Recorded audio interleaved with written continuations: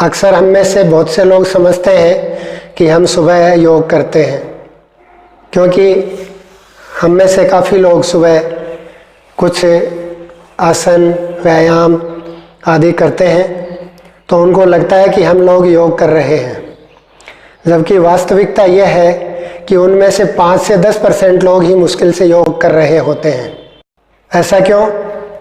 ऐसा इसलिए कि हम ये समझ ही नहीं पा रहे हैं व्हाट इज योगा, योग क्या है। इस पर हम आज चर्चा करते हैं।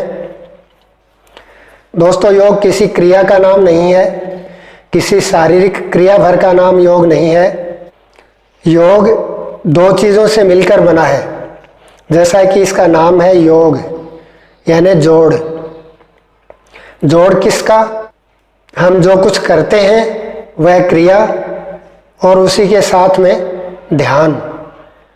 योग का मतलब है क्रिया प्लस ध्यान। क्रिया और ध्यान का जोड़ जो है वह योग होता है।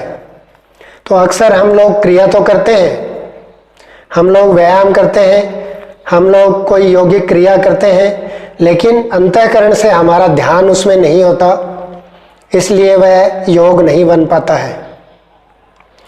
हम लोग नित्य योग करें और उसका यथेष्ट परिणाम ना निकले, यह तो हो ही नहीं सकता। इसका मूल कारण यही है कि हम लोग वास्तव में योग नहीं कर रहे होते हैं।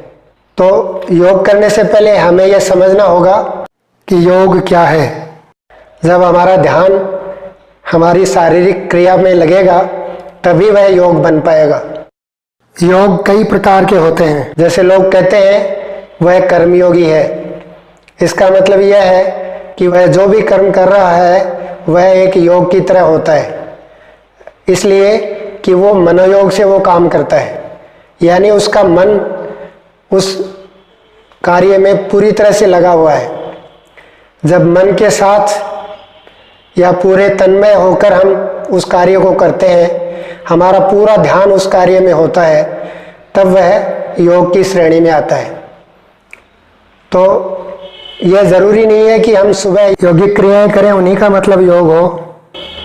उसके अलावा भी हम दिन भर जो कुछ भी करें उसमें भी अगर हम तन्मय होकर कार्य करते हैं तो वह भी एक योग बन जाता है, और वह कार्य बहुत ही अच्छी तरीके से होता है। उस काम की क्वालिटी बहुत ही बढ़िया होती है। प्रभात में जब हम शारीरिक क्रिया करते हैं तो उसमें हमारा अगर पूरी तरह से ध्यान लगा रहेगा, हम पूरी तरह से मन से उस क्रिया के साथ रहेंगे, तभी वह योग कहलाएगा। तो आज से हम लोग ये ध्यान दें कि योग क्रिया प्लस ध्यान, जो कुछ हम कर रहे हैं वह क्रिया और उसमें पूरा हमारा ध्यान लगा रहेगा तो वह योग बनेगा। तो क्रिया प्लस ध्यान बराबर योग। अगर ऐसा नहीं हो पाता है तो वह योग नहीं बनता, और उसका व्यायाम की तरह से हमें थोड़ा बहुत फायदा मिलता है। योग के फायदे तो बहुत ही अद्भुत होते हैं, और वे सिर्फ क्रिया के फायदे जितने नहीं होते उनसे कई गुना अधिक होते हैं। इसीलिए योग का महत्व बहुत अधिक होता है।